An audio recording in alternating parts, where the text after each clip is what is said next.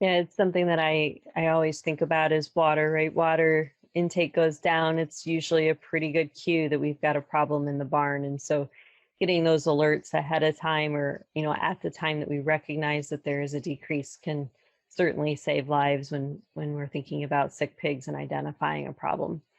So that was why I asked the question. Yeah, interesting you mentioned that because in my experience, there are two types of people in our industry, especially those who want to know about and fix the problems and those that want to stick their heads in the sand. And frankly, most people don't want to be aware about most of their problems in their system. It's just the reality. They don't want to know about it because they're overwhelmed. They feel like they might not even have the resources to respond to those problems.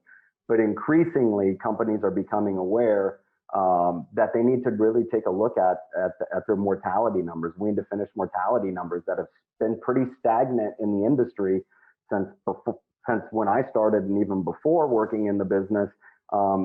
Companies have, a lot of them have become pretty complacent about 7 to 10% wean to finish mortality in the US. And I think that's a mistake. And when you look at the opportunity cost alone on that pig today, it's worth, I haven't looked in the last couple of weeks, but almost $250 a market pig in the United States.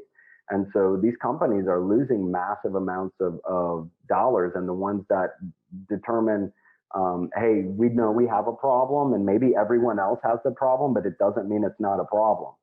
And then they start to take a look at it. So we're seeing companies really open up to the idea of embracing some of these new technologies to really tackle industry problems that have been there for decades, and some people have just learned to accept. It's almost like a learned helplessness sometimes.